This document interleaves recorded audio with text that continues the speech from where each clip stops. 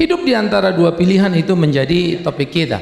Nah, saudara-saudara, bagaimana kita memahami kebenaran hidup ini menjadi sesuatu yang sangat penting dalam menjalani kehidupan sebagai orang beriman. Suka atau tidak, kita selalu diperhadapkan kepada minimal dua pilihan. Nah, bagaimana membuat sebuah keputusan yang sejalan dengan iman Kristen? Ini bukan persoalan sederhana, karena di dalam perjalanan kita sebagai gereja, kita juga sudah terkontaminasi dengan pikiran yang bukan pikiran Alkitab. Satu, kita terkontaminasi dengan tata krama, etika, sopan santun yang sebetulnya seringkali tidak sejalan dengan Alkitab. Dua, orang Barat kalau dia nggak suka dibilang saya nggak suka kamu. Bener tuh perasaannya. Tapi kalau di Indonesia atau di Timur kita bilang itu kurang ajar, bukan? Nggak suka tapi nggak begitu dong. Sehingga kemudian kita bingung, lalu yang benar yang mana? Banyak anak-anak pulang dari pendidikan di luar negeri ikut, lalu datang di Indonesia mereka shock culture. Ya, sesuatu yang di sini dianggap biasa bahkan harus, di sana nggak boleh. Ya, jadi kita berputar-putar. Belum lagi pengaruh positive thinking. Kita nggak boleh bilang orang jelek, tapi kurang ganteng. Ya, apalah bedanya ya? Oh, memang jelek kok. Kalau kurang ganteng itu kan konotasinya ada harapan gantengnya, bukan? Padahal memang udah nggak ada harapan, udah nggak tertolong. Lalu bagaimana kita ini? Ya sudahlah, kalau bilang orang jelek, fakta. Tapi jangan hina dia. Itu dua hal yang berbeda. Nah, tata krama ini menghantam kepada sudut sendi-sendi kekristenan, dan saya pikir ini memang menjadi satu bahaya, ya. Dan sekarang akhirnya orang makin sulit mencintai Alkitab itu utuh, lalu akhirnya juga muncul usaha menerjemahkan Alkitab dalam bahasa Indonesia sehari-hari. Murka Allah telah berubah menjadi marah Allah, marah Allah telah berubah menjadi Allah tidak suka. Loh, tidak suka tidak selalu harus jadi marah penuh, bukan? Marah berarti bukan murka itu. Maka kemudian kita kehilangan lagi nuansa penggambaran sikap Allah yang sesungguhnya. Nah, terdowngrade. Tapi bahasa yang terakhir memang orang lebih suka, karena orang tidak suka mendengar murka. Ya, karena murka itu adalah marah yang menyala-nyala. Allah murka terhadap dosa. Allah marah pada umatnya yang tidak percaya sepenuhnya. Itu sudah ada bagian-bagian untuk menggambarkan satu konten yang mendalam. Nah, karena itulah ini menjadi persoalan kita. Suka atau tidak, kita mesti kembali kepada Alkitab maunya apa sih, begitu ya. Nah, saudara-saudara, bagaimana membuat sebuah pilihan-pilihan itu tidak sederhana? Yosua dalam pidato perpisahannya dengan orang Israel belajar melihat pengalaman hidup bersama dengan bangsa itu. Di perjalanan dari Mesir menuju tanah perjanjian, gonta-ganti bangsa itu menyembah berhala sampai Tuhan membantai mereka. Paling tidak ada 3 peristiwa besar, ya, lebih dari 50.000 orang mati langsung dalam 3 peristiwa besar, belum lagi tula-tula kecil. Ini yang 24.000, 16.000, berapa belas ribu, itu ngeri sekali. Sehingga pada waktu kita melihat kematian seperti itu, apakah Tuhan itu sadis? Maka banyak orang-orang modern lalu berkata PL itu, Alkitab itu adalah Alkitab sadistis. Allah yang sadis, Allah yang tidak ada kasih. Jadi saudara bisa memahami, orang memandang Alkitab sebagai kejam. Sayang, orang Kristen setuju dengan pandangan itu dan mulai merubah tampilannya. Padahal memang betul Allah itu murka. Lebih dari kejam, kalau kejam kau dipukul selesai. Ini dicemplungkan ke neraka. Dan gak ada harapan di sana. Memang serius Allah itu. Kesuciannya tidak bisa diganggu gugat. Maka istilah dosa saja tidak tepat sasaran, kurang dari ukuran Allah. Maka kalau 99,9% udah dosa itu. Yang benar itu 100%. Nah, coba kan kalau kita digayangkan itu kan susah setengah mati kan. Karena kita mengenal gradasi. Nah, jadi saudara-saudara yang kekasih, Yosua lalu melihat bangsa itu. Maka dalam pidatonya sangat menarik. Dan dia berkata pada bangsa itu, hai kalian, terserah kepada apa kalian mau beribadah, kepada Allah nenek moyangmu, ya, di mana kalian pergi kepada Allah orang Amori dan seterusnya, silakan. Kalimat Yosua itu bagus banget. Kalau pidato sekarang nggak cocok ya. Kau mau berhala, kau silakan pergi. Waduh, gila juga nih orang. Tapi dia bilang apa? Namun aku dan seisi rumahku, kami akan beribadah pada Allah. Terserah pada kalian. Hal itu sebenarnya kalau kita mengerti doktrin pilihan, keyakinan Yosua akan kebenaran besar. Tidak ada orang punya minat segudang bisa mengikut Tuhan, karena nggak pernah cukup minatnya. Pengikut Tuhan adalah kasih karunia Tuhan. Karena itu ketika dia berbicara, segala konsekuensi dia pahami. Di depan matanya ketika dia masih muda belia, dia melihat berapa orang yang dibantai oleh Tuhan. Tidak sampai ke tanah perjanjian. Hanya karena mereka memfitnah, sehingga pengamatan mereka dalam 40 hari menjadi penghukuman 40 tahun. Tuhan seriously. Nah karena itu kita penting sekali membaca Alkitab, kita berhati-hati sehingga tataran pikir kita itu mesti lambat-lambat dimurnikan sesuai dengan apa yang Alkitab mau. Maka pilihan Yosua adalah, aku dan seisi rumahku akan beribadah kepada Tuhan Yahweh itu. Terserah dengan kalian.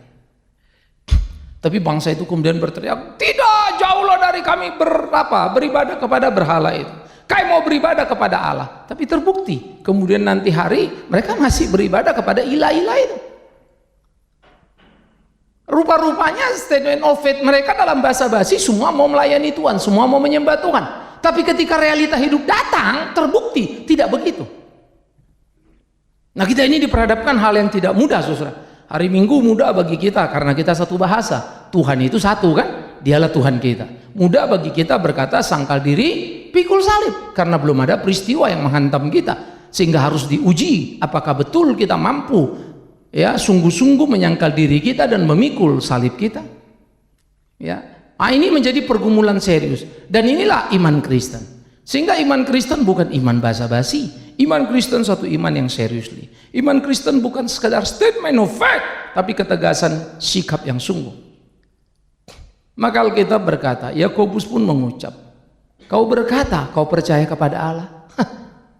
Jangankan kau, setan pun percaya dan gemetar. Kita percaya nggak gemetar, malah suka melawan dia ya. Jadi setan lebih baik dari manusia apa enggak? Seringkali setan itu terbukti lebih baik dari manusia dalam tanda petik karena dia tahu dengan siapa dia berhadapan, dengan Allah, dan dia gemetar. Kita ini keblinger, gak tahu Allah tapi kita mau main-mainkan jadinya. Pemahaman kebenaran itu kurang. Kalau setan itu matang bener. Ya. Oleh karena itulah kita perlu sekali untuk berhati-hati di dalam mengerti konstelasi Alkitab itu, firman itu. Makanya kalau kita lihat dengan pemahaman sekini yang menawarkan hidup enak, hidup nyaman, hidup mudah, karena memang itu cita-cita kita. Siapa sih yang mau hidup susah? Bagi kita susah adalah musuh. Sakit itu nggak boleh, maka kita dibius, disuntik nggak berasa sakit, apa juga nggak berasa lagi. Dan itu yang menyukakan bagi manusia. Ya. Sehingga apa yang terjadi di dalam masa-masa ini menjadi sesuatu yang patut untuk kita pikirkan. Bagaimana sebetulnya atau bagaimana seharusnya kita menyikapi semua itu. Yosua memilih, aku dan seisi rumahku akan beribadah pada Allah. Terserah pada kalian. Paham ini harus kita tanamkan dalam diri kita. Entahlah perjalanan dunia ini, entahlah perjalanan bangsa ini, entahlah perjalanan gereja ini, mungkin ada satu waktu kau harus menunjukkan sikapmu kepada siapa kamu mau beribadah. Mungkin kamu harus menunjukkan sikapmu ke arah mana kamu akan melangkah. Maka ingatlah kalimat Yosua, aku dan seisi rumahku akan beribadah pada Allah. Bodoh, kalian mau kemana? Tidak peduli. Bahwa kemudian kamu menjadi sendiri hanya satu keluarga, jalanilah. Nah itulah konsekuensi kebenaran. Ya, suka atau tidak suka, kita mesti memilih dan memilah. Ya. Bahkan dalam hidup ini saja kita tidak bisa menyenangkan 10 orang teman kita. Selalu ada yang senang, ada yang tidak. Karena 10 teman kita, 10 pasti tipenya beda. Di rumah kita ada istri, ada suami, ada anak. Itu saja pun belum tentu kita satu kata. Itu satu rumah, itu satu atap itu. Bagaimana kita berharap satu kata dengan semua orang? Maka itu yang disebut pengertian yang meninggi dan bagaimana memahami hakikat di dalam kehidupan ini. Nah jadi aku dan seisi rumahku akan beribadah pada Allah. Kalau kita berbeda, apa yang harus kita cintai? Cuma satu, bukan kau cintai aku, bukan aku cintai kau. Kita cintai firman itu. Bahwa dengan mencintai firman, kau tersakiti, mau diapain? Kau mencintai firman, aku tersakiti, mau diapain? Tapi mencintai firman, itu bisnis kita. Aku dan seisi rumahku akan beribadah kepada Allah. Konsistensi sikap ini penting sekali. Sehingga hidup kita itu menjadi hidup seperti apa yang Tuhan mau. Nah, ini yang kita sebut sebagai satu pilihan beragama. Bagaimana Yosua menunjukkan sikap imannya. Kepada siapa? Dia mau beriman. Hal yang kedua adalah pilihan Petrus, saudara. Pilihan Petrus ini lain. Bukan soal beriman atau tidak beriman kepada siapa beribadah. Sesudah Petrus dan saudara-saudaranya semua para rasul melayani, wah, majelis agama marah. Karena bagi mereka ajaran Yesus ini sudah jadi ajaran terlarang. Karena Yesusnya sudah mati disalib secara legalitas, orang yang disalib adalah orang sesat, maka dikonektitaskan ajaran Yesus adalah ajaran sesat, pengikut Yesus adalah pengikut sesat. Tapi rasul ini tidak berhenti, mereka memberitakan Injil. Sehingga mereka dipanggil ke majelis agama. Di institusi agama yang sama-sama percaya kepada Allah Yahweh itu. Sama-sama percaya. Sikap iman yang sama. Bahkan ini berhadapan dengan para pemimpinnya agama, ahlinya para Taurat. Kalau ahlinya Taurat sudah di situ, imamnya sudah di situ, posisi benar semua dong ya. Wah, satu keyakinan sama-sama. Apa yang dikatakan oleh para imam menarik. Kalian mulai hari ini jangan lagi pernah menyebut-nyebut nama. Barang siapa menyebut nama Yesus, kalian sudah menimbulkan kekacauan dan kalian akan dihukum. Petrus berdebat. Petrus mendadak berubah. Sebelum peristiwa hari Pentakosta, ya. Lalu mundur lagi kenaikan Yesus. Lalu mundur lagi kebangkitan Yesus. Lalu mundur sedikit kematian Kristus. Kurang lebih 2 bulan. 50 hari itu Pentakostanya plus. Apa yang terjadi? Petrus menyangkal Yesus. Karena takut menghadapi maut sama seperti Kristus. Hari ini dia berhadapan dengan sang maut itu. Pemegang keputusan itu. Bukan lagi Yesusnya yang berhadapan, dia yang ketakutan. Sekarang directly dia yang berhadapan. Tapi apa? Petrus menyatakan pilihan keputusannya dalam bersikap. Apa yang akan dilakukannya? Maka dia mengatakan, kami tidak mungkin untuk berkata-kata tentang apa yang kami sebab kami tidak mungkin untuk tidak berkata-kata tentang apa yang telah kami lihat dan telah kami dengar.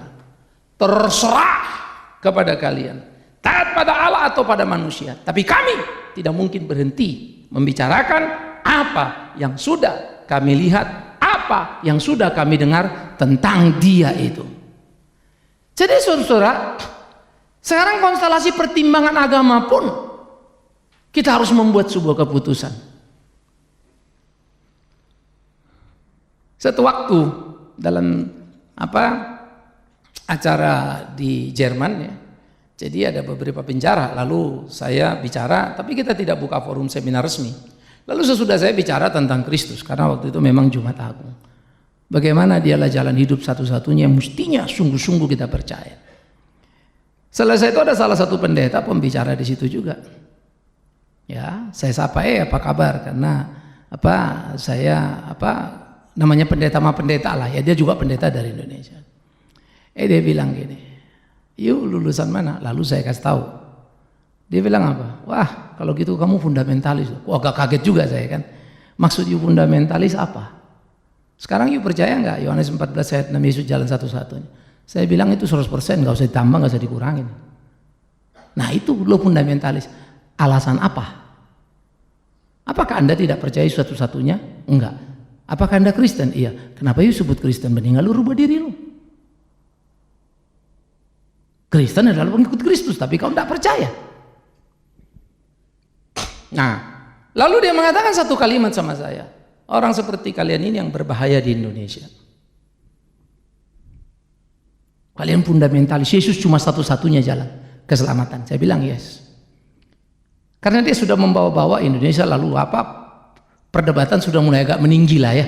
Karena saya kaget juga, maksudnya kita namanya pendeta sama dari Indonesia ngomong, saya juga nggak menduga dia seperti itu. Ya, entah itu pengaruh kelamaan mengambil S2 di luar negeri saya juga nggak tahu. Nah, kemudian ketika kita berbicara, saudara, lalu saya bilang sama dia, sorry, saya percaya betul Yohanes 14 ayat 6 Yesus juru selamat satu-satunya. You pendeta nggak percaya, silakan. Tapi kemudian kalimat kamu yang saya mau lihat adalah kalau soal percaya apa enggak bisa dipaksakan. Tapi waktu kamu bilang kita berbahaya di Indonesia, karena jadi anti sama agama lain. Tolong kamu kasih tahu berapa temanmu yang muslim. Saya akan ceritakan berapa teman saya muslim. Kamu ceritain satu-satu, saya kasih tahu satu-satu. Ya. Saya biasa duduk di depan masjid dan ngobrol. Saya biasa berdialog dengan teman-teman lain. Di mana? Ya. Akhirnya dia diam. Lalu dia cuma bilang, ya pokoknya kalau orang sudah begitu itu pasti susah. Rasa eksklusif sendiri. Kita mesti bikin putusan kan? Kita mesti bikin pilihan. Apa mau diterima orang lalu kita tanggalkan keyakinan, keimanan kita tadi itu. Kita modif statement kita. Nanti dulu. Saya tetap percaya Yesus juru selamat satu-satunya. Tapi saya tidak mau paksa orang untuk datang pada dia. Karena datang pada dia bukan paksaan. Itu anugerahnya. Dan yang kedua, saya percaya kepada dia karena dia mengajar aku, kasihilah sesamamu manusia seperti dirimu sendiri. Lintas waktu, lintas suku, lintas budaya, lintas ras, lintas bangsa dan agama. Dan saya akan belajar itu. Apa yang salah di situ? Ya. Jadi saudara-saudara yang kekasih, ada satu sikap yang mesti kita tunjukkan dalam kekristenan kita, bahwa ini keyakinanku. Bahwa kau tidak yakin gitu, nggak apa-apa. Tapi aku tidak akan berubah dari situ. Apa yang ku yakini, apa yang ku pahami, apa yang harus ku beritakan, Yesus Kristus Tuhan, dan tidak akan lari. Loh, kalau akibat gitu kamu nggak bisa diterima orang, iya itu konsekuensi beriman. Dan kita adalah orang-orang yang boleh dibilang, saya nggak berani bilang nggak pernah ya, mungkin kalian punya pengalaman, tapi miskin sekali bukan pengalaman mempertahankan keberimanan kita kan. Kalau cuma debat tentang keimanan, nah itu panjang. Tapi kita tidak diperhadapkan pada satu kondisi di mana kita menyatakan sikap kita dengan risiko. Nah, jadi ini yang mesti perlu sekali hati-hati.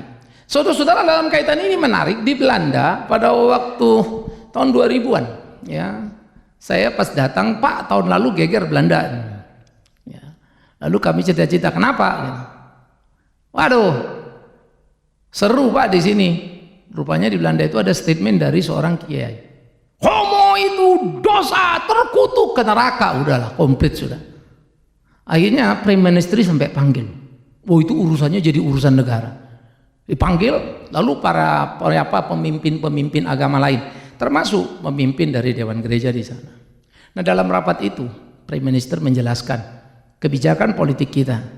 Agama itu tidak bisa dibawa ke ranah-ranah mana. Agama tidak bisa mengomentari orang bahwa homo itu dosa, itu hak orang itu. Ya, kiai itu bilang, lah itu keyakinan agama saya bahwa homo itu dosa.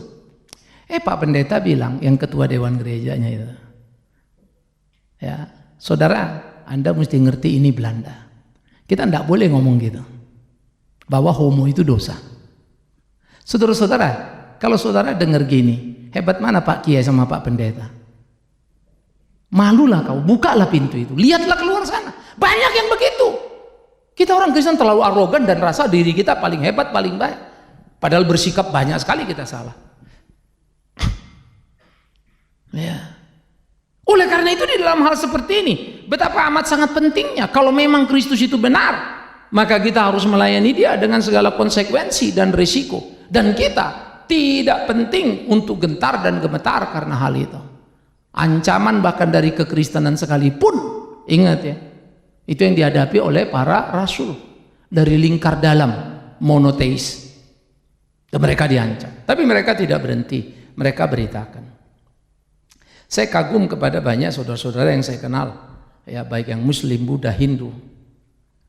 Sikap moral mereka, prinsip-prinsip yang mereka pegang itu mengagumkan. Ya. Dan saya pikir kita hati-hati supaya jangan terjebak pada retorika kekristenan yang tampaknya hebat, tapi aktualnya sebetulnya kita kosong. Nah, ini mesti jadi pergumulan kita sendiri-sendiri. Bagaimana kita menjalani? Bagaimana kita bergumul dalam sikap seperti itu? Ya, ini harus menjadi hal yang kita tumbuh kembangkan. Ini menjadi pemikiran-pemikiran serius kita yang harus kita gerakkan. Bersikap, maju. Kalaupun kau harus sendiri, ya maju saja. Berapapun risiko yang ada. Maka pelayanan itu bukan 10 orang. Pelayanan itu adalah saya melayani Tuhan. Itu judul sebetulnya. Puji Tuhan, yang namanya saya melayani Tuhan ada 10 orang, itu aja bedanya. Maka 10-10 lah kita melayani. Kalau tinggal 1, ya kau jalan, lakukan apa yang kau bisa. kerjaan 10 kan hebat Pak, bisa mengerjakan 10 benteng misalnya. Ya kalau kau satu ya 1 benteng lah. Ya, nggak usah kau paksakan 10. Yang berikut adalah bagaimana Paulus menyatakan sikap di dalam memilih. Menarik sekali ketika Paulus menyatakan pilihan sikapnya dalam pelayanan tentang respon orang. Rupa-rupanya ada pengajar-pengajar yang mulai memiring-miringkan di Galatia bahwa keselamatan tidak hanya dalam Kristus, perlu direspon juga dengan sunat, begitulah. Ya, maka Paulus mengingatkan kepada orang di Galatia yang sudah gerasa gerusu, ini kayaknya perlu sunat ini segala macam. Sampai Paulus bilang, baru sebentar aku meninggalkan kalian, kalian sudah mulai bergeser dari imanmu. Saya kalau baca Alkitab selalu dan terus, karena kita banyak kelas PA, hanya saya merenung ya, Rasul Paulus saja jungkir balik ngajarin orang. Masa iya mesti aku 1 kali ngajar orang bisa ngerti? Itu Rasul. Baru saja aku tinggalkan, kamu sudah begini. Rupanya datang ajaran lain. Nah, apa yang dikatakan oleh Paulus? Dan kalian semua dengarkan kalimatku. Maka dia mengatakan, aku akan berusaha berkenan kepada Allah, bukan berkenan kepada manusia. Dan aku akan mengatakan apa yang harus kukatakan, entah kau suka, entah engkau enggak. Hei jemaat Galatia, jangan kau menduakan hatimu, jangan kau tambah-tambah yang tidak perlu, jangan kau terima Injil yang lain. Nah, istilah Injil lain banyak sekali pada surat Paulus, khususnya di Galatia. Ada Injil yang lain maksudnya apa? Injil yang ditambah dan dikurangi, yang sejatinya bukan Injil. Saya tidak akan berusaha menyenangkanmu, hai jemaat, tapi aku akan berusaha menyenangkan Allahku. Itu sebab dalam pelayanannya, surat-suratnya kalau kita baca surat-surat Paulus nggak ngenakin semua kuping kita. Ya. Tapi begitu juga Yesus memandang gerejanya dalam surat Wahyu kepada Yohanes di 7 gereja itu. Aku tahu pelayananmu, aku tahu apa yang kau kerjakan, tapi aku muak ngelihat kau. Waduh mak, betul kau ini, betul kau, tapi kau suam-suamku, aku muntahkan kau. Waduh.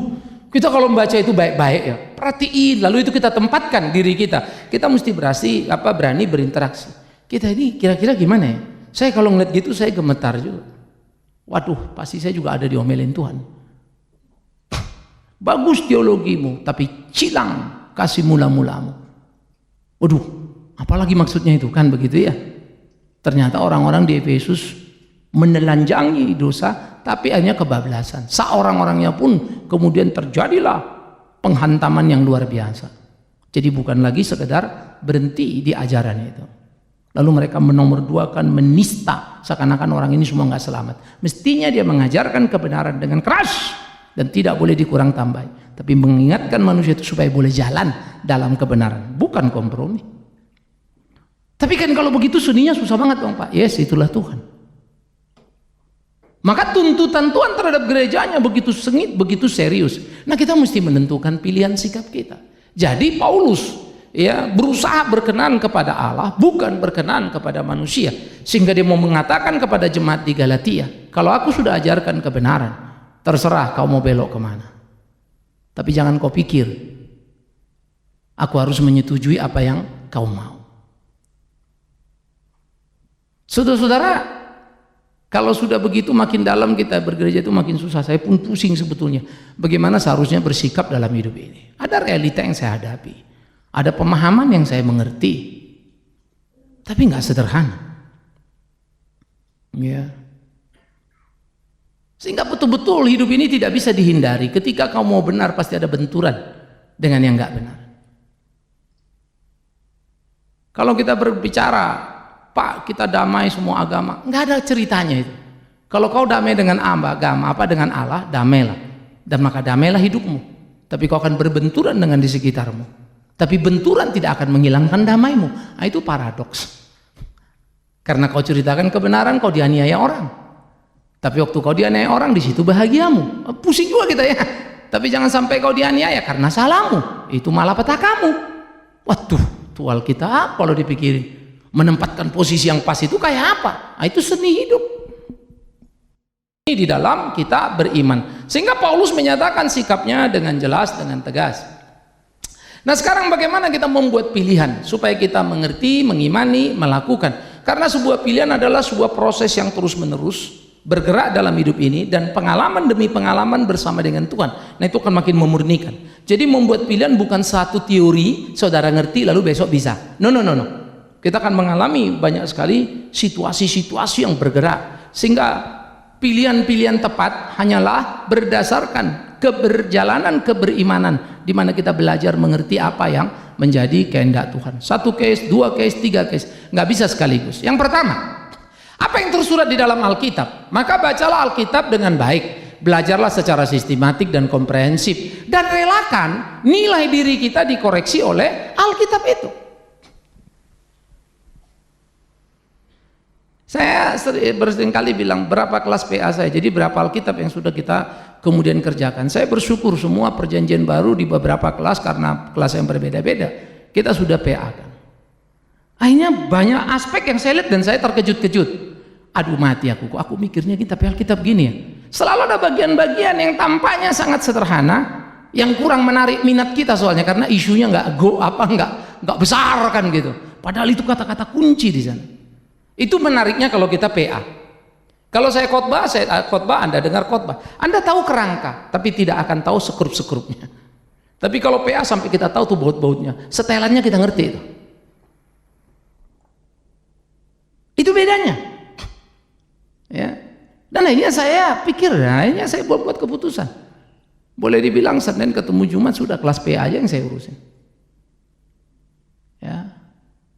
Maka kalau orang lain sekarang minta persekutuan doa atau apa, no, event aja lah. Kalau pas Natal apa ya silakan. Karena saya merasa diberkati dan saya merasa makin menemukan pemaknaan akan kebenaran itu. Maka banyak saya dikoreksi dalam hal itu. A untuk A, B untuk B.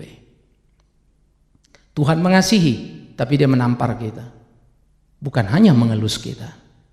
Kasih, bersikap tegas, kesucian keadilan Allah harus dinyatakan. Hukuman dan belas kasihan tidak bisa dipisahkan. Waduh, serius banget ya, sampai kita memandang wow. Ya, itu kita mesti perhatikan. Yang kedua, apa yang tersirat di Alkitab? Saudara membaca tersurat bla bla bla bla. Saya paling suka ambil contoh misalnya, jangan mencuri, jelas kan? Jadi kau tidak boleh mencuri bukan karena dilarang pendeta. Tidak boleh mencuri karena ditangkap polisi, bukan. Kamu tidak boleh mencuri karena Alkitab melarangnya. Entah ditangkap apa nggak ditangkap polisi itu. Kalau jangan mencuri nanti ditangkap polisi, ya cukup belajar pintar supaya nggak tertangkap. Karena ada solusinya. Tapi tidak boleh karena Tuhan melarang dan Tuhan melihat apa yang kita lakukan. Tersirat di situ, jangan nyontek. Jadi anak-anak di sekolah, saya nggak pernah mencuri om, baguslah. Kalau nyontek, rajin om. Udah nyuri juga kau. Pekerjaan temanmu yang kau curi. Saya ingat betul waktu saya masih di persekutuan, antara pinter-pinter bego sih kita baru masuk ya. Satu teman saya kesaksian. Saudara-saudara, saya mau kesaksian, kemarin itu ulangan. Aduh, saya nggak tahu susah. Hanya saya berdoa, Tuhan tolong saya. Karena kalau ini jelek angkanya, kacau semuanya. Aduh Tuhan baik saudara. Tiba-tiba jawaban teman saya itu, karena angin masuk di kelas itu terbuka. Oh haleluya, saya jadi tahu jawabannya. Dan waktu saya pilih dan saya ikuti jawaban teman saya itu betul semua. Hanya angka saya dapat 7,5 saudara. Puji Tuhan, Tuhan baik. Waduh. Tapi saya pun sama. Saya juga bersyukur ada persekutuan di tempat ini. Sehingga dengan persekutuan ini ya saya bisa datang ke sini karena nggak bisa ke gereja. Gendeng juga ya.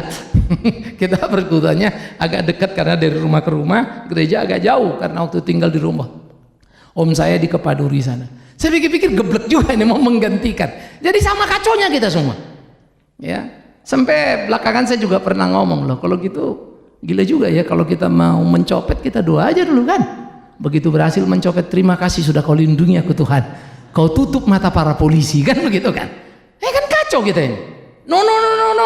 Belajar yang tersurat. Allah larang, jangan cari-cari. Karena itu galilah yang tersirat di dalam Alkitab secara mendalam, bertanggung jawab sesuai dengan ajaran Alkitab itu sendiri. Orang banyak tanya, atau judi boleh nggak? Ngerokok boleh nggak? Apa dosanya? Apa salahnya? Itu semua bagian yang tersirat-sirat. Kita mesti menunjukkan semua. Tanpa mengerti yang tersirat, kita tidak akan merasa melanggar Alkitab. Itu realita hidup ya. Jadi kita harus hati-hati menafsirkannya, tapi ingat dengan ajaran Alkitab sendiri, artinya Alkitab menafsir Alkitab. Yang ketiga, apa yang berbunyi di hati nurani? Hati nurani yang telah disucikan oleh Roh Kudus, ya, latihlah kepekaannya dengan taat mengerjakan kehendak Tuhan, mulai dari hal yang terkecil. Artinya hati nurani itu bukanlah gedebuk prok terjadi begitu. Hati nurani kita itu pertama datang dari rumah, ketika kita masih kanak-kanak kita diajar. Ada anak yang diajar, jangan ambil barang teman, itu salah. Ada anak nggak diajar, ngambil barang teman dibiarin, maka anak itu nuraninya sudah rusak. Besok-besok dia ngambil barang siapa juga dia nggak pusing. Ya. Saya punya teman dulu, ingat bener di sekolah minggu, ya paling susah diomongin. Jadi dia minum, kalau kita dulu kan kayak panci gede gitu ada minum. Jadi orang ngambil cangkir dulu kan, sendok begitu kan. Dia udah minum nih, dicedok lagi. Padahal juga ada sendok tambahan di situ yang ditaruh situ kalau kamu mau nambah. Jadi bekas mulutnya dia masukkan lagi. Sampai kita semua ribut kan, tegur dia. Tapi heran, iya sorry. Besok bikin lagi. Udah membentuk, udah jadi habit. Nah, ini pendidikan rumah. Jadi ya di rumah itu kau boleh tutupi pintu rumahmu. Tapi orang rumah itu akan menceritakan ada apa di rumah itu. Kita nggak bisa tutupin. Hati nuraninya udah terbentuk. Nah, kemudian di sekolah, bagaimana dia di sekolah? Seperti apa? Ya, kalau anak-anak nyontek, gurunya diam aja, nggak pernah dihukum. Udah bagi dia itu biasa. Ya, kita harus hati-hati. Lalu kemudian di gereja, bagaimana gereja mengajar kebenaran? Kalau semua kita berisukan ikut Tuhan itu enak, kaya raya, maka kita nggak akan peka pada orang miskin. Lalu kita akan bilang orang miskin itu kurang iman, jahat lu kita. Bukannya ditolong malah dikutuki. Hanya kita jadi kayak Farisi. Itu pendidikan hati nurani. Ya. Lalu bagaimana kita bertuhan? Tuhan udah ngomong jangan kita kerjakan juga. Bunyi di sini, bunyi, tahu itu benar, tahu. Tapi ketika kita mempunyai risiko dan kita pertimbangkan, kita memilih apa yang aman buat dan menyenangkan menurut kita, bukan lagi menurut Alkitab itu. Nah disinilah kita hati nurani itu terus dilatih. Mulai hal yang kecil lakukan. Kadang-kadang kita nggak ngerti, ya, nggak tahu mau bagaimana jalanin. Hari ini, ya, berkali-kali saya cerita, kita nggak pengen ke Papua sampai dapat tanah. Saya juga sebetulnya kalau bisa milih saya nggak mau. Lalu urus-urus kayaknya progresnya bagus. Tapi saya juga makin ngeri dalam tanda petik. Kalau ini selesai ngebangunnya kayak apa lagi? Bukan soal cari uangnya saja, badan sayanya, capeknya itu. Tapi sisi lain pikir lagi, ya memang hidup kita dipanggil Tuhan kok. Lalu yang ada udahlah kita berlomba ya. Saya selalu bilang istri saya kan, kita sudah mari tua itu muter saja kita.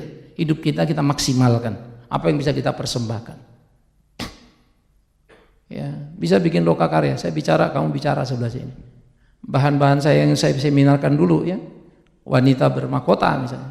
Saya mau istri saya dalamin dan tambahin lagi, revisi sana sini, konsepnya dikembangin. Ya, supaya saya fokus lagi, saya mau bikin pria di singgasana. Bagaimana sebetulnya pria itu dalam perspektif iman Kristen? Ya, kita gali dari perspektif bukan cuma teologi, tapi filosofinya, sosiologinya, psikologinya. Mau kombinkan. Akhirnya udahlah, gak tahu umur mau berapa, bodo amat lah. Tapi nanti waktu lagi duduk-duduk lah, lagi, aduh, gila nih, jantung debar-debar kecapean nih misalnya, mikir lagi. Baru saya pikir ya, iya, ngomong bilang ikut Tuhan sampai mati mah gampang ya. Tapi ngelakoni nanti dulu lah. Jatuh bangun. Tapi nurani ini mesti dibentuk nih. Tuhan tolong, Tuhan ampun, Tuhan kacau. Nggak ada yang dengar itu, nggak ada yang lihat kau. Semua orang lihat kau mulus. Tapi Tuhan lihat kita, maka itulah hati nurani. Waktu orang nggak lihat. Wah Pak Bigman terima kasih, khotbahnya sangat memberkati. Saya seringkali kepukul dengar kalimat begitu ketika tidak satu dua kali sebetulnya saya kelupaan pada pelayanan itu, saya kurang baik persiapannya. Terus saya khotbah, lalu orang, aduh Pak saya sangat diberkati, saya betul-betul punya pergumulan. Itu bagi saya bukan pujian, tamparan. Pujian orang itu tamparan dari Tuhan. Saya hanya cuma pulang ingat, ya Tuhan, emang semua karena kau, tapi aku ampuni aku. Kacau banget aku ini. Jemaat yang mendengar apa yang kusampaikan mereka diberkati. Aku sendiri tidak memuliakanmu. Kalau kita nggak peka, akhirnya kita akan terbiasa nggak usah persiapan. Tunggu orang memuji kita, bagus atau tidak bagus. Kau akan lupa Tuhanmu. Nah itu hati nurani. Jadi dia mesti dibentuk, diolah terus menerus ya. Dari hal-hal yang kecil kita lakukan. Apa yang tidak bisa dipahami? Belajar Alkitab yang benar dan bertanggung jawab akan membawa kita pada kesadaran akan keterbatasan diri dan kerelaan menerima ketetapan Tuhan. Jangan mimpi dunia ini akan damai, aman, tentram. Gak ada ceritanya itu. Baca Alkitab itu.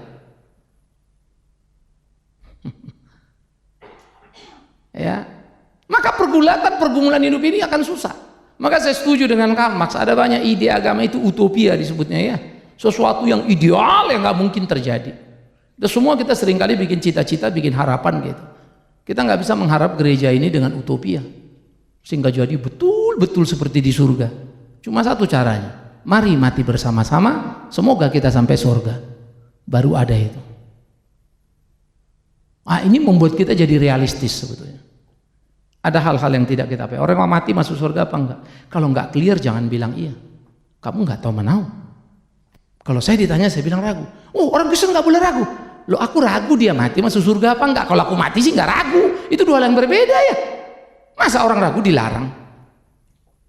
Nah itu membentuk tadi ya. Sehingga kita tahu mana yang tidak bisa dipahami. Nah yang terakhir saudara yang kekasih. Ketika kita berbicara tentang dua pilihan, terdengar itu sangat mudah kan begitu ya. Namun jangan lupa ini sekaligus sangat berbahaya karena bisa mengandaskan iman orang dalam beragama. Cuma dua pilihan, salah pilih kan gawat. Saya nikahi nggak orang ini ya, doa ini, yakin nikahi. Begitu dinikahi, ternyata doa itu cuma legalitas untuk memutuskan apa yang kita inginkan. Akibatnya sesudah nikah ya suami kita ini sadisnya setengah mati main tangan terus pagi siang sore sampai akhirnya kita sudah tahu neraka sebelum masuk ke sana. Kok gini dia? Salah pilih. Wah saya nggak mau kalau gitu mau pisah. Alkitab bilang nggak bisa apa yang disatukan Tuhan. Terus gimana itu? Banyak orang diperhadapkan pada kesulitan yang mengerikan. Kan saya mengurus banyak orang. Maka kadang-kadang batin saya ini juga berontak. Banyak hal-hal prinsip yang mesti kita selesaikan, bereskan sebagai gereja. Tapi selalu saja ada hal-hal yang tidak mudah yang harus kita lewati dalam kehidupan ini. Nah, disitulah kita belajar. Terus dan terus dan terus. Salah memilih berakibat mematikan. Itu pernikahan gampang kan ya? Orang Kristen kan gak boleh cerai. Nah kalau sudah salah pilih gini gimana? Baru 2 tahun loh Pak. Masa saya doakan Tuhan aku tidak mau cerai, tapi tahun depan ambillah nyawa suamiku. Kan gila juga kalau kita doa begitu ya. Nggak mau cerai tapi ambil nyawanya Tuhan. Udah nggak kuat ini. Jahat juga kita kalau begitu toh. Akhirnya memilih benar dalam melayani Tuhan tidak akan pernah membawakan kekecewaan. Pilihlah yang benar dalam melayani Tuhan secara benar, tidak akan pernah kamu kecewa. Bahwa kamu dikecewakan orang, kekecewaan itu pun tidak akan mengganggu semangatmu. Perhatikan ya, rasul-rasul kan apa kurangnya ya? Ditangkap, difitnah, digebukin, tapi tetap saja mereka tangguh kuat. Saya cemburu dengan para rasul itu. Good and good. Oh God, luar biasa sekali. Ya, maka kekecewaan yang terjadi dalam hidup kita hanyalah karena pilihan yang salah. Kita melayani dengan bersumber kepada diri sendiri, maka itu bisa menjerumuskan kita. Itu bisa merusak kita dan bisa menghancurkan kita. Karena tidak selalu apa yang kita mau orang akan lakukan, ya, dan kerjakan. Kadang-kadang saya sering kali ya kalau di Kalimantan itu, anak-anak kita latih. Ya orang tua ini otaknya cuma satu. Anak itu maunya disekolahkan di tempat kita, dapat sarjana cepet-cepet, tapi nggak mau ikatan dinas lama-lama, maunya PNS. Sehingga saya pikir anak-anak ini berjuang, kita mau menciptakan generasi yang memajukan ke depan. Benturan kami paling besar itu tahu, anaknya kadang mau, orang tuanya nggak mau. Saya pikir gila nih orang tua. Padahal dulu kalau nggak ada sekolah itu nggak bakal anaknya itu bisa kuliah. Udahlah, nggak usah bertuhan dulu lah, paling nggak lo tahu terima kasih kek. Tapi dianggapnya kan sudah ikatan dinas 5 tahun. Ngeri ya? Tapi itu realita yang harus kita hadapi. Nah, bagaimana kita menggumuli ini? Maka saya sangat senang sekali kalau ngeliat ada 1-2 orang tua, udah kamu di situ terus, udah pelayanan sama Pak Bigman, ayo rasanya, oh God thanks. Ya. Jadi saya nggak kurang-kurang yang datang, ada Pak anak kami mau kuliah di sini, bisa nggak dibeasiswain oleh Ming? Tapi jurusannya ini, jurusannya mesen pula lagi. Ya, lalu nanti apa dia ikatan dinas kayak berapa lama? Gitu. Saya pikir-pikir sedih juga ya. Tapi ujungnya cuma satu, PNS. Sudah pernah kami kirim tes apa namanya non utul ya, non ujian tertulis, diterima di Untan, masuk. Udah dong, di Untan terdaftar udah non utul. Tak taunya anak itu nggak jadi kuliah karena tes lagi jadi Pemda, diterima di Pemda kemudian. Jadi kita jadi cadangan. Yang problem nama kita akhirnya menjadi negatif di Untan karena beberapa kali anak diterima apa ujian non tertulis, diterima langsung, anaknya nggak nongol, rusak nama kita. Miris ya? Ayo pikir gila ya. Problemnya tadi kupikir yang di luar sana lah, uang lah, apalah, depan mata. Nah, itulah pelayanan. Jadi akhirnya saya cuma pikir ya Tuhan, memang kadang-kadang ya rasa kepemilikan pada sesuatu yang kita kerjakan itu kan besar ya. Jadi kecewa rasanya kalau nggak gini nggak gitu. Tapi mau belajar itu Tuhan yang mau, maka tidak mudah. Nah, itulah proses. Sehingga pilihan kita makin hari dalam bersikap itu terus makin hati-hati, makin hati-hati, makin hati-hati. Jangan bermimpi hidup tanpa salah, tapi berdoalah untuk tidak berbuat salah. Perhatikan ya, jangan hidup bermimpi tanpa salah, tapi berdoalah supaya tidak buat salah. Maksudnya gimana Pak? Jangan kau pikir kau hebat nggak akan bikin salah lagi, tapi berdoalah selalu supaya jangan bikin salah. Itu maksudnya, realistis terhadap realita, tapi juga realistis terhadap pertolongan Allah, sehingga kita bisa maju jalan. Allah bisa tolong kita. Tidak ada yang mustahil bagi Allah, tapi terlalu banyak yang mustahil bagi kita. Hati-hati juga itu ya. Jadi kalau kau doa, Tuhan aku memang jelek dan aku miskin, tidak pintar. Sebagai laki-laki tidak ada yang mau aku, tapi aku naksir pada putri Indonesia itu, anak orang kaya, pintar. Karena tidak ada yang mustahil bagimu, dalam nama Yesus jadilah. Malaikat yang turun menjawab, nah memang gak ada yang mustahil bagi Tuhan, tapi bagi kau terlalu banyak. Oke, saya stop sampai di sini ya, supaya ada ruang diskusi kita. Silakan, ada yang mau nanya?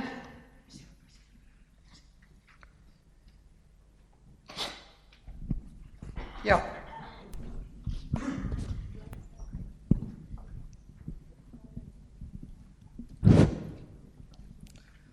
Terima kasih atas kesempatannya.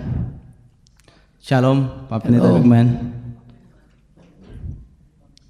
Pertama-tama kau bilang namamu supaya semua orang tahu. Kau orang terkenal, ayolah. Ya, nama saya Hiras Ulton Sidaga.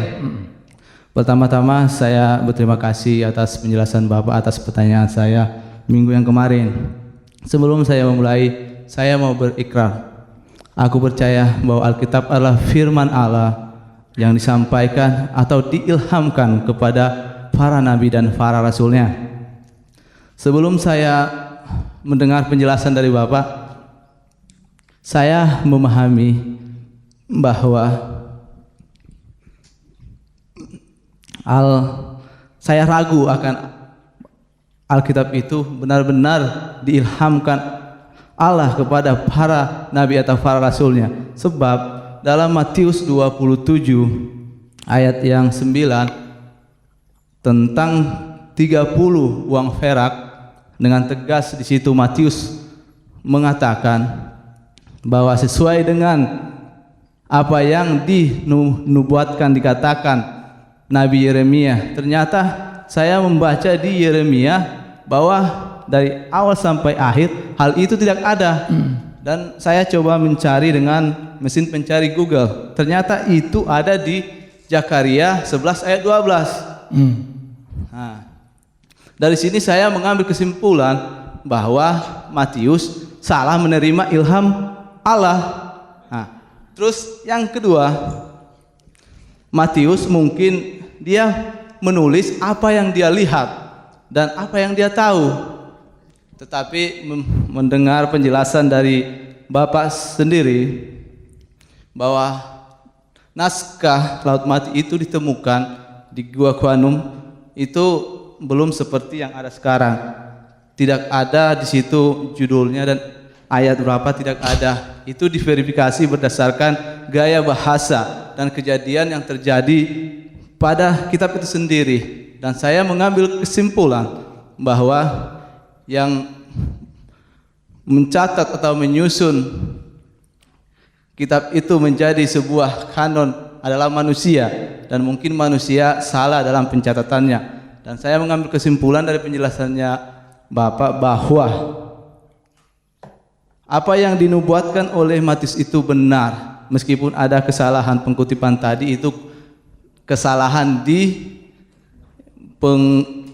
pencatatannya. Ya, saya sangat berterima kasih besar karena istilahnya apa yang saya pahami itu saya kekeliruan yang besar, dan penjelasan Bapak sangat saya menjelaskan pada saya, dan menurutku itu sangat saya terima dan justru saya mengikrarkannya tadi.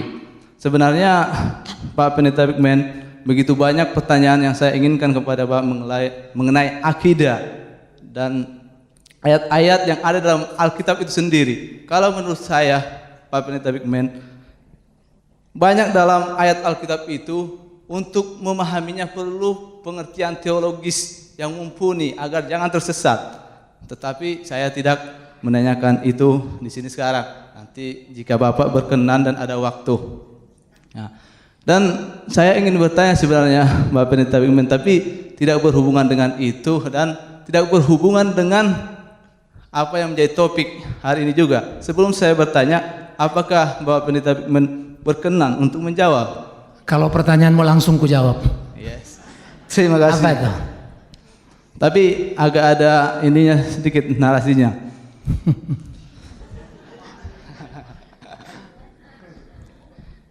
Hari kemarin saya habis mandi nyalain TV.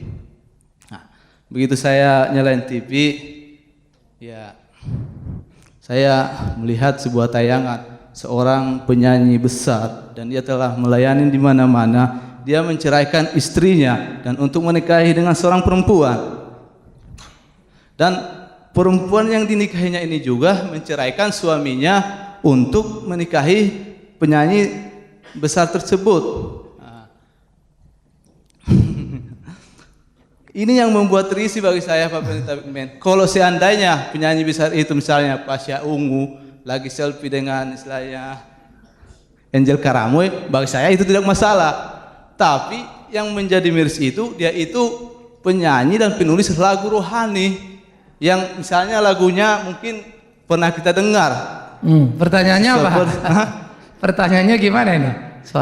Alkitab dengan jelas melarang bahwa dalam Matius 19 itu pada dilarang cerai. Itu jelas kalau kita itu menceraikan istri untuk menikah dengan orang lain, itu sangat salah besar. Dan yang menjadi pertanyaan Pak Pendeta Bigman, apakah pernikahan mereka itu diterima Tuhan?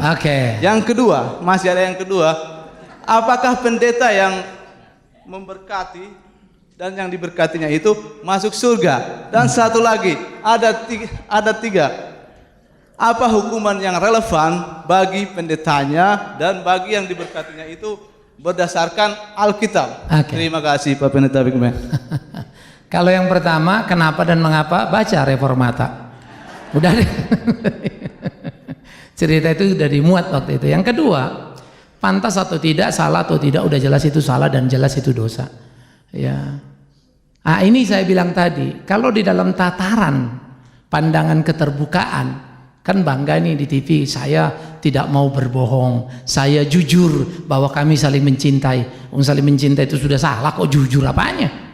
Ya, jujur berdosa tidak berarti kau jadi benar. Pahami ya? Nah, itu yang saya bilang tadi, beda perspektif pun sudah membuat orang rasa tidak salah. Saya nggak mau ngumpet-ngumpet kayak yang lain. Emang lu pikir karena gitu lu benar? Ya. Nah, itu yang salah. Yang kedua, aspek yang kedua, kalau kita tanya bagaimana gereja menghukum, harusnya diekskomunikasikan. Kalau misal dia pendeta gereja reformasi Indonesia, udah kita keluarkan itu. Dari segi kependetaan, bahwa dia mau bikin gereja sendiri urusan dia lah itu. Gereja harus menghukum itu dari keanggotaan itu. Dan yang ketiga adalah bagaimana kemudian bagian yang ketiga itu dia masuk surga apa enggak. Nah ini nantilah aku telepon dulu ke surga ntar ya, karena nggak ada catatannya di aku. Nanti ku bilang masuk, toto sana bilang enggak, ku bilang enggak, toto masuk, aku lagi yang salah kan. Jadi nantilah aku SMS dulu ya. Masalahnya adalah karena orang tidak bisa kita nilai pada tindakan saat itu. Bisa nggak besok dia bertobat? Nah, kita juga nggak ngerti, ya. Bisa saja dia bertobat karena sudah tua, sudah nggak laku lagi gitu kan? Bisa aja kan? Karena udah mentok. Tapi itu bukan tobat bener kan? Makanya akhirnya memang sangat misterius kalau urusan surganya, tetapi memang perlu penghukumannya dan tidak benar tindakan itu dan jangan kita lakoni itu. Ya, jangan bilang dia pendeta kan kita bilang. Kita saja pun sebetulnya tidak pantas begitu. Yang ada mestinya kalau sudah gitu lu minta maaf dong sama istri balik lagi gitu. Ya, tapi memang ada falsafah sekarang. Kalau nggak salah istrinya udah mulai usia berapa? Cuman saya bingung hitungan dia. Biasanya kan orang kalau istri udah masuk usia 50, ya udah terlalu banyak katanya, dibagi 2, ditukar 2 katanya. Ini 50 istri saya tukar 2 dong yang 25-an. Jadi istrinya tukar 2. Istri gue udah tua nih, kenapa 50? Terus tukar 2 dong yang 25-an katanya. Cuman kemarin waktu ku hitung matematiknya nggak juga nyambung gitu loh. Karena sebetulnya nggak beda-beda jauh kan istrinya punya usia ya. Jadi itu yang penting. Kalau di dalam struktur Katolik kemarin ketika Sophia Lachuba menikah dengan pria yang adalah suaminya siapa namanya itu?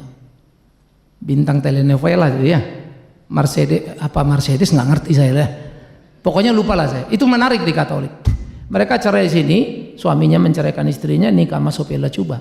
Di Vatikan, istrinya laki-laki itu ya istri yang dia ceraikan itu. Itu administrasi Vatikan, keren ya. Jadi Vatikan nggak terima, nggak diakui. Jadi kalau minta diberkati nggak akan mau. Ya, gereja kita pun mestinya begitu. Ya, jadi kebetulan dia nggak minta sama saya. Kalau sama saya pasti saya bilang saya sorry. Ya, bahwa kalau ada yang mau berkatin kau ya nggak apa-apa. Tapi kalau ke gereja kita nggak boleh larang. Silakan datang. Ya, jadi harus gereja itu memang punya prinsip. Nah, tetapi ada kasus-kasus yang kita memang mesti perhatikan. Kalau mereka nikah bukan seiman tadinya, lalu akhirnya karena yang satu jadi orang Kristen, yang satu marah, diceraikan, boleh nggak nikah ulang? Karena dia tidak pernah menikah sebetulnya. Nah, itu diatur di 1 Korintus. Jadi case in case ya, mesti diperhatikan betul-betul. Oke, good. Ada lagi? Iya Pak, silakan. Apanya? Kemarin udah dijelaskan, dia menjelaskan penjelasan yang kemarin. Pak Bigman sudah mencerahkan kan gitu ya? Apa lo nggak dengar? Lo nggak hargai gue dikit juga? Halo, sorry, maaf Pak Pendeta Bigman, mungkin misalnya bisa juga Bapak jelaskan biar yang lainnya tahu gitu dan memahami. Itu aja. Oh enggak, ya nanti. Yang kedua dulu lah.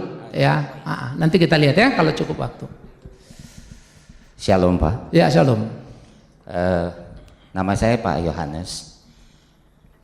Yang saya akan tanyakan pada Bapak adalah bahwa di gereja kami pernah ada yang kalau kaitannya dengan pernikahan, mereka itu bercerai Pak. Nah setelah mereka bercerai, maka ada juga tindakan-tindakan yang dilakukan oleh gereja.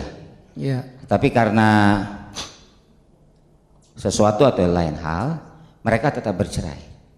Akhirnya gereja mengambil tindakan yaitu anatema. Jadi dikeluarkan dari gereja dan coba cari gereja lain, gitu Pak.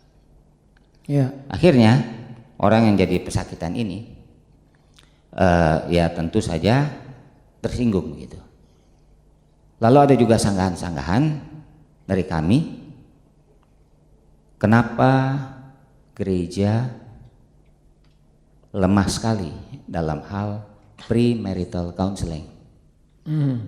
Jadi apakah premarital counseling ini harus ditingkatkan? Kira-kira demikian Pak. Terima kasih. Ya. Ini realita. Setiap orang mau ikut premarital counseling pasti karena mau nikah. Jadi yang mau nikah pun sudah bermasalah, tidak pernah mau tahu sejak dini. Karena itu sebetulnya seperti kita ya, di pemuda kita bikin love, sex and dating supaya anak-anak ngerti. Tapi saya juga perhatikan tidak semua anak-anak juga sungguh-sungguh belajar.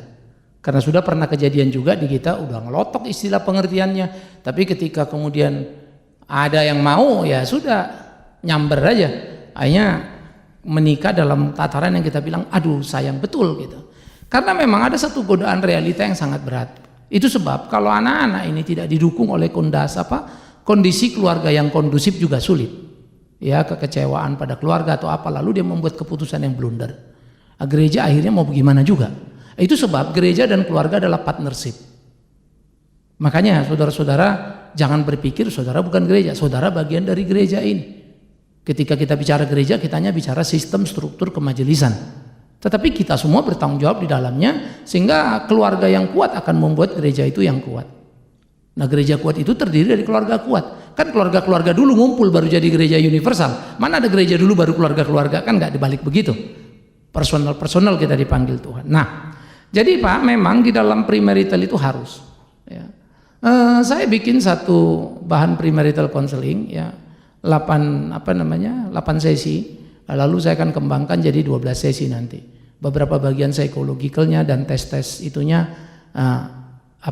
saya udah minta nanti istri saya selesai ini ada bahan-bahan, kita ada bahan tesnya. Bahan tes itu juga cuma membantu sebetulnya. Membantu orang untuk mengenal pasangannya.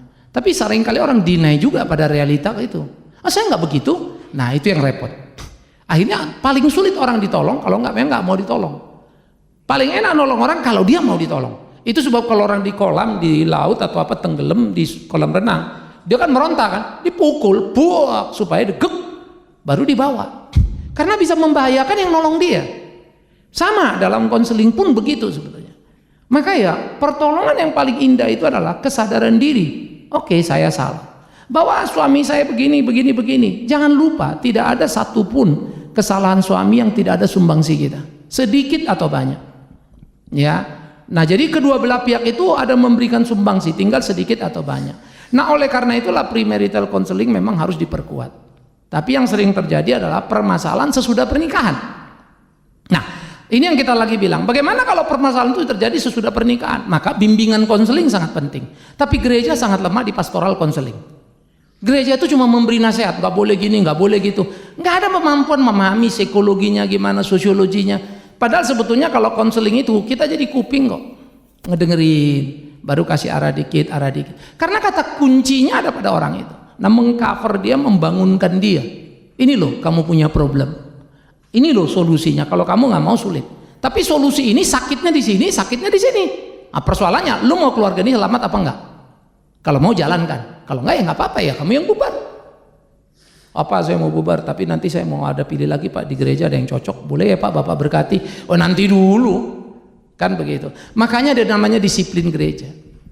Nah, diharapkan disiplin gereja itu mendisiplin semua orang. Cuma memang problem kita sekarang, didisiplin di gereja ini diterima di gereja lain. Isunya berubah pula lagi. Misalnya ini kita disiplin orang ini di gereja ini, lalu diterima gereja lain. Isunya gereja ini kejam, tidak ada kasih. Daripada orang melacur, kan mendingan kawin. Nah, jadi susah lagi kita kan. Nah, akibatnya karena gereja itu denominasinya macam-macam, organisasi macam-macam, terjadilah kegalauan dan kekacauan karena apa? Ya gereja itu juga. Ini problem besar kita Pak. Problem besar kita. Karena ternyata permasalahan rumah tangga di Asia ini tinggi sekali. Dan salah satu yang paling tinggi di Asia itu Indonesia. Baik perceraian maupun kekerasan dalam rumah tangga ya, dan pengabaian pada anak.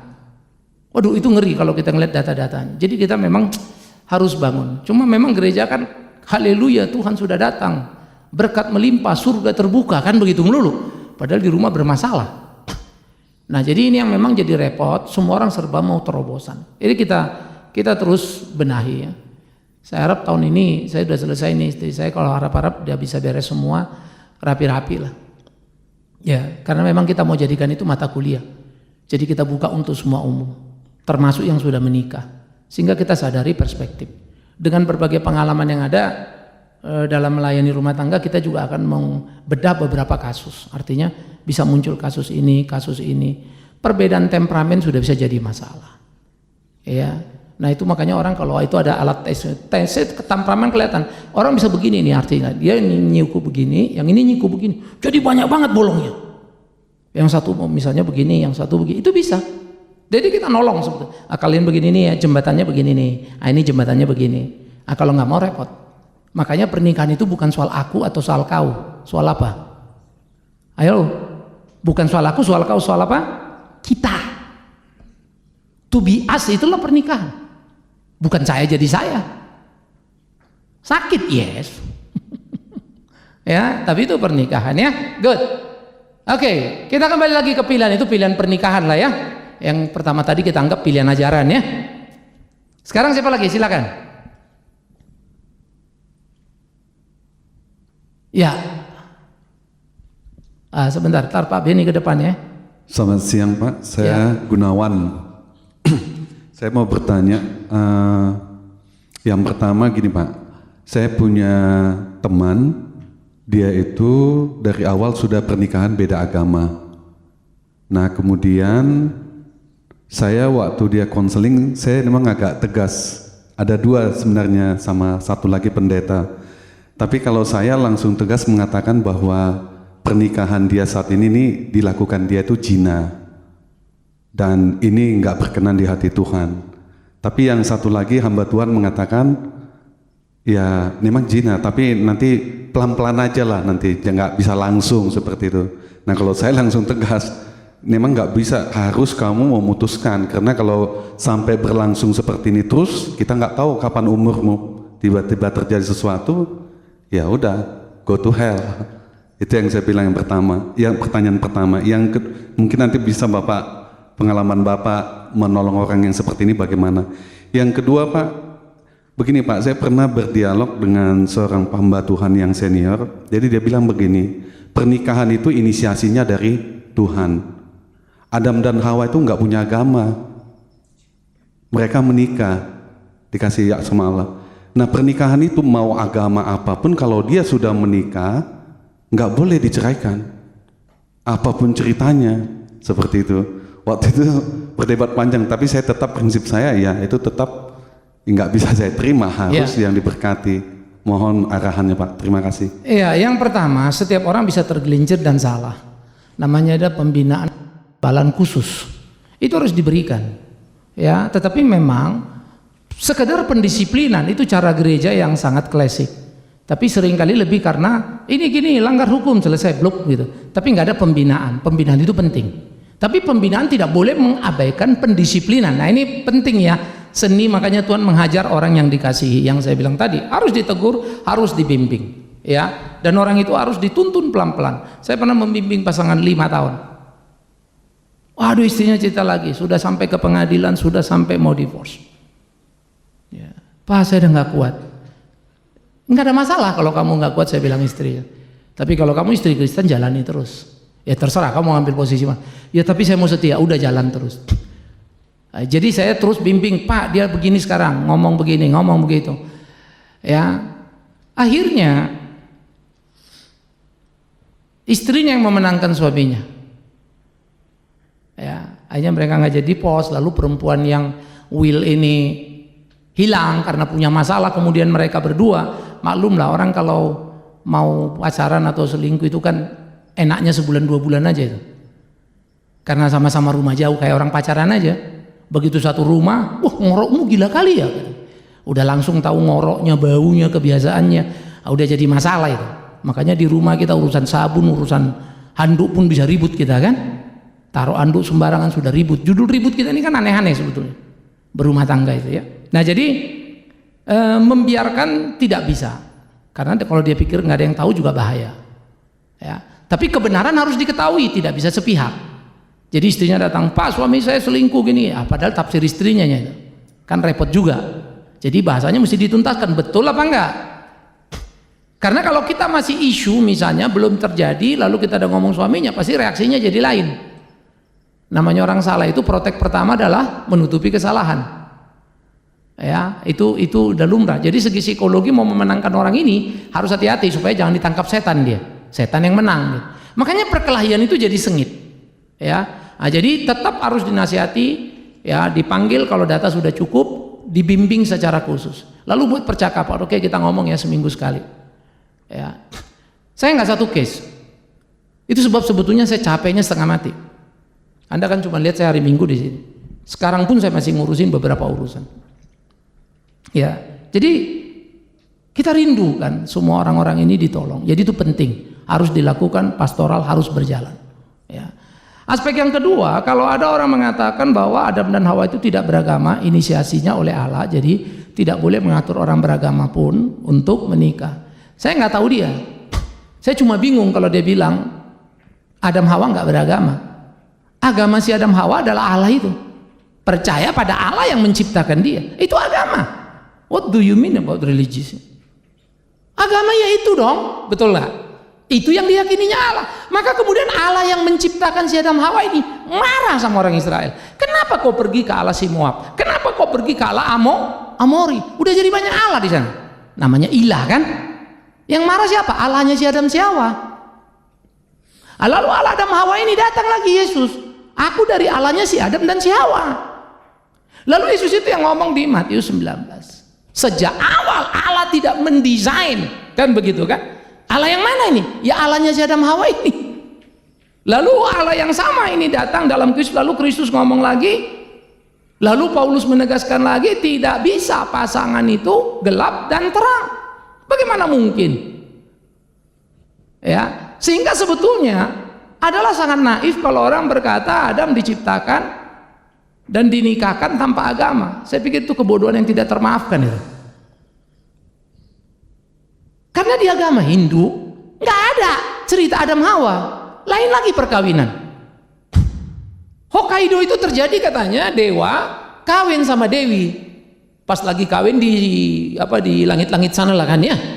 Di apa namanya? Dunia kayangan. Tercecer spermanya si dewa. Puk jatuh jadi Hokkaido. Makanya keren banget itu, sperma dewa. Itu pulau yang orang datang. Itu kisahnya begitu. Loh, kisah kita kan lain terjadinya kan. Nanti saudara Hindu beda lagi, Konghucu lain lagi. Nah, kalau gitu, kenapa jadi lain? Kalau memang sama, saya cuma bilang satu saja. Udahlah, suruhlah semua orang ikutin agamanya Allahnya si Adam itu. Masa saudara mau ngomong gitu kan ya? Nah, oleh karena itu mesti dikoreksi jelas ke dia. Itu omong kosong besarin. Itu adalah satu risiko yang terlalu spekulatif ya, satu pendapat yang spekulatif dan sangat risiko tinggi. Yang terakhir ke depan. Ya. Jadi memang kita harus berhati-hati. Kadang-kadang orang mencomot satu bagian saja tapi tidak melihat koneksitasnya. Nah, itu bahaya. Ya. Selamat siang, Shalom. Saya Beni. Saya mau tanya ini aja sih Pak, tadi yang Bapak Bigman bilang bahwa gereja yang kuat itu terdiri daripada keluarga yang kuat. Dan sekolah itu sebenarnya cuma partnership atau ya dengan keluarga ya tadi. Ya. Dimana yang namanya pendidikan untuk anak itu berarti harus dari keluarga awalnya. Ya. Nah, cuman kalau saya contoh dengan keluarga saya aja gitu loh. Kadang-kadang saya dengan istri saya itu mempunyai sudut pandang yang berbeda tentang menentukan bahwa cara yang terbaik untuk mendidik anak itu caranya untuk dalam misalnya dia melakukan pelanggaran itu sikap kita sebagai orang tua, metode atau cara menegurnya itu agak berbeda. Kadang-kadang itu terlalu keras. Ini terlalu lembek. Ya. Jadi sometimes kita juga pengen menentukan bahwa yang mana sih yang the best gitu loh for our son gitu loh tuh seperti apa gitu loh. Karena yang tentunya saya juga nggak mau salah karena kan kita juga tahu bahwa orang sering bilang bahwa anak itu masa depan bangsa gitu. Jadi ya itu aja sih Pak. Terima kasih. Pertanyaan yang menarik saudara ya. Pertama memang harus kita sadari bagaimana kita mendidik anak. Semua ini kita orang buta sebetulnya. Orang buta yang nekat menikah. Lalu kebingungan dengan apa yang ada. Karena apa? Karena kita nggak dimelekkan lewat premarital tadi. Nikah itu apa sebetulnya? Semua orang pengen punya anak kan ya? Begitu punya anak, stresnya nambah nggak? Halo? Nambah. Kalau misalnya hidup ini disuruh pilih sekarang, mendingan punya anak apa enggak? Halo, jujur-jujur aja. Bukan berarti kau nggak sayang anak semua ya. Kalau lebih enak, lebih tenang, mendingan punya apa enggak? Halo? Pura-pura nggak berani jawab, ada anak saya hadir di sini Pak. Mendingan menikah apa enggak? Apa sendiri? Halo? Sendiri. Ini agak berani lah ya. Ada hal-hal tertentu yang memang karena itu cita-cita orang nikah, orang punya anak, kapan nikah, maka itu cita-cita tertanam tuh, semua orang menginginkan. Ada yang salah dengan itu? Enggak, karena itu design by God, desain Allah kan. Sekarang bagaimana menjalaninya? Nah, itu disebut decision by God. Maka Tuhan bilang, hei istri, tunduklah pada suamimu, suami kasihlah istrimu. Maka model pertama adalah suami istri ini. Maka sebetulnya ketundukan dan kasih akan membuat satu diskusi yang menarik dan bermutu dalam diri kita. Nah, barulah kemudian muncul kedua, bagaimana memutuskan pada anak-anak ini. Pertama, kita ada punya Alkitab. Alkitab mendidik terlalu banyak. Misalnya, Imam Eli terlalu lembek untuk anaknya. Anaknya jadi kurang ajar dalam persembahan, dibakar oleh Tuhan. Mundur lagi ke atas, imam pertama Harun juga kacau, sampai Jabinadab dihabisi nama Tuhan. Gak disiplin juga. Samuel bagus loh pelayanannya, keren kan? Sangat disukai orang Israel, tapi gagal dia didik anaknya. Kayaknya about time, kurang waktu. Karena dia terlalu sibuk mungkin ngurusin Israel kan, sampai anaknya ditolak. Lalu saya belajar Alkitab, Tuhan, ini nabi hebat ini. Pertama yang harus kita pahami adalah tidak ada jaminan khusus di mana kita ini nggak usah ngurus anak, lalu anak kita jadi bagus hanya karena kita dua-dua pelayanan. Itu dulu tuh. Maka saya sebagai pendeta mengkoreksi betul-betul jadwal saya ketika saya sadar anak-anak sudah kurang waktu. Nah, oleh karena itu disiplin harus, tidak bisa tidak diabaikan. Nah, sekarang kita belajar baca buku-buku. Nah, ini yang mulai repot nih. Kalau kalian baca bukunya American Style punya, jangan pernah memukul anak. Kalau Asia, pukul anakmu. Pertanyaannya biblical apa? Biblical bilang jangan lupakan rotan untuk anakmu. Tapi tidak rotani anakmu. Itu dua hal yang berbeda tuh. Jangan juga kau gebukin anakmu. Kenapa kau gebukin? Alkitab memerintah. Waduh, sadistis itu ya. Nah, jadi disiplin itu harus. Nah, tapi waktu anak mau didisiplin beda-beda anak-anak. Karena besarnya dia, cara kita itu dari kecil. Ya. Jadi anak saya kalau saya bentak, ngamuk udah pada ngerti semua. Dari kecil udah begitu. Salah nggak ada anak saya nggak saya sabet. Ya. Kebaktian jalan saya sentilin. Kamu duduk. Sampai hanya anak-anak tuh kalau kebaktian udah tahu papa bakal disentil papa, udah diem semua. Ya. Tapi lama-lama bagus nggak? Nggak juga. Ada proses pergerakannya kan. Saya mulai ngerem dong, nggak main keras lagi. Waduh, itu yang sakit di sayanya. Karena saya mesti berubah dari dominasi yang penuh itu, mulai ngurangin. Begitu dikurangin kan anak mulai kurang ajar ya. Wah, apa? Kadang-kadang mau meleduk juga nih. Ada satu waktu saya nggak kuat lagi, udah stop, jangan bantah papa. Kalau udah dari ubun-ubun deh itu. Ya, lalu saya nggak bagus nih. Lalu saya lihat, oh iya, pas saya agak lapar, capek, biasanya emosi saya meledak. Nah, lalu saya juga sering ngomong, kamu hati-hati ya lihat-lihat papa lah. Lalu papa lagi banyak pusing, kira-kira bisa baca muka papa. Sama istri saya juga sama, Ma, kalau gua lagi lapar, gua belum makan, udah lu jangan ngomong apa, lu tunda dulu dah. Kita cari makan dulu lah, baru urusan damai sejahtera ya. Ya lapar dia ngomong pula lagi, naik darah gampang kan. Saya agak sensitif itu sama capek, lapar, aduh. Saya mesti jujur ngomongin, lalu istri saya supaya tahu. Ada orang lapar nggak begitu amat. Ah, si Anu lapar nggak, malah nggak marah-marah deh kalau lapar. Malah istrinya paling senang, suami saya lagi lapar, syukur Pak, nggak marah-marah. Kalau kenyang marah Pak, katanya. Ya lain lagi kan ya. Tapi saya adalah saya mesti cerita. Maka balik kepada anak. Seni mendidik anak, pertama, ilmu psikologi alat bantu, bukan penentu. Maka Alkitab itulah sebetulnya penentu apa yang kita lakukan. Dua, hubungan suami istri harus ada kata sepakatan. Ya, tidak boleh kita misalnya berpihak. Saya kalau habis pukul anak saya bilang istri saya, lu jelasin. Nah, baru dia ngomong, toh kamu dipukul papa, kenapa? Karena gini-gini. Dan istri saya kalau udah ngomong sama anak nggak bisa, lu ngomong gua. Ya udah, kalau lu nggak bisa diomongin, udah, mama kasih tahu papa nih. Mama jangan gitu dong, udah pada ribut semua tuh. Karena dia tahu ini tukang pukul bakal datang kan. Jadi saya pun kalau tahu, walaupun saya nggak suka dengan apa omongan istri saya bilang, lu turutin mama. Jadi mau ke mall kita mau beli barang nih. Mang ini, Pak beli ini lah. Lu ngomong mama, aduh mama nggak bisa. Kalau mama bilang oke, papa beli. Kalau mama bilang enggak, ya enggak. Kadang udah ngambek, udah apa, lu tanya. Tapi mama gitu, baikin mamamu. Saya mau anak-anak saya tidak kurang ajar pada istri saya. Karena mama mereka itu istriku itu. Ya, dan istriku tentu tidak mau anak-anaknya kurang ajar pada suaminya kan. Karena yang pertama dia bertemu suaminya bukan anaknya. Jangan lupa kalian, yang dipersatukan Tuhan itu suami istri, bukan orang tua anak. Itu sebab kalimat ini biblical ya. Kalimatnya si Elkana pada si Hana. Hana, bukankah aku lebih berharga dari 10 anak laki-laki? It is love. Cinta suami istri lebih besar, lebih hebat daripada 10 anak laki-laki. 10 anak laki-laki itu perfect gambar. Makanya kalau nggak punya anak pun itu bukan malapetaka. Ya, nah jadi kita juga harus hati-hati. Apalagi kalau anak kita dikit, sekarang kan cenderung ya. Orang tua zaman dulu agak gampang, 10 anaknya. Satu dipukul, lupa lagi, pukul lagi, lupa lagi yang dipukul. Kadang-kadang ada hal di mana pengaliannya cepat. Maka anak-anak yang 10 ini sebetulnya berlomba-lomba sendiri-sendiri nih. Nyontek bapaknya aja, ngeliat emaknya. Mereka ngelihat. Nah, oleh karena itu, prinsip pertama tadi kesepakatan kita. Biarlah papa menghukum kalau sudah sentil atau apa. Mama mengikuti. Tapi biarlah mama menjelaskan kalau papa sudah melakoni. Lalu pas ada satu waktu baik, papa mulai ngomong lagi. Udah kondusif nih. Kalian ingat ya kalau papa sampai marah itu begini. Tiap apa yang kita lakukan perlu penjelasan. Waktunya nanti. Pas kita lagi makan, lagi apa, lagi santai kita ngomong. Ya. Dan jangan pikir anak-anak itu akan langsung gedebuk plok mengerti. Omong kosong itu. Namanya anak kecil pasti dia belajar kan. Banyak hal yang dia nggak mau, nggak suka. Temanku nggak dipukul, kenapa aku dipukul? Itu bahasa anak. Ya.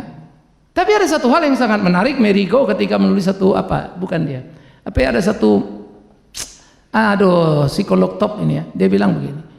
Dalam sebuah riset, anak yang dimanjakan sejak kanak-kanak tidak pernah dipukul. Dan satu lagi ekstrim, anak dipukulin terus nggak pernah dipukul. Apa dikit salah pukul. Ternyata di hidupnya anak yang sering dipukul ini lebih berhasil dari yang tidak pernah dipukul. Saya pikir great. Cuma memang ada kecenderungan sadisnya dia. Tapi dia berhasil dalam hidup. Karena sebetulnya hukuman adalah daya tahan. Tapi jangan pernah menjatuhkan hukuman tanpa alasan yang tepat. Karena hukuman tanpa alasan adalah kejahatan. Dan akhirnya bagaimana mendidik anak? Jangan kalian pernah lupa ya, papa mama. Yuk kalau doa mau makan, anak juga akan nurut. Nggak usah diajarin juga lama-lama dia doa. Papa mama gitu, ya kita gitu. Ya, karena saya pernah waktu masih anak saya kecil, saya baca koran ya kaki naiklah ke meja biasa kan. Habis kakiku naik ke meja, datang si Kenan. Masih kecil dinaikkannya kakinya juga ke meja. Kamu turun kaki nggak boleh. Kan papa boleh. Papa kan udah gede. Lama-lama saya pikir gila, emang orang gede boleh naik kaki? Ya udah, saya terpaksa turunin lagi. Dengan saya turunin, dia juga nggak naik kaki. Ya, saya nggak mau dia minum Coca-Cola di rumah malam-malam. Tapi saya suka minum Coca-Cola, jadi saya taruh di kulkas. Lalu dia minum. Saya marah dong. Kamu jangan ini gini. Kita kan mau anak-anak jangan ini jangan itu kan. Papa kok boleh? Bahasa orang tua selalu ya. Papa udah gede. Nanti kalau kamu gede boleh. Padahal nggak ada Coca-Cola untuk 17 tahun ke atas.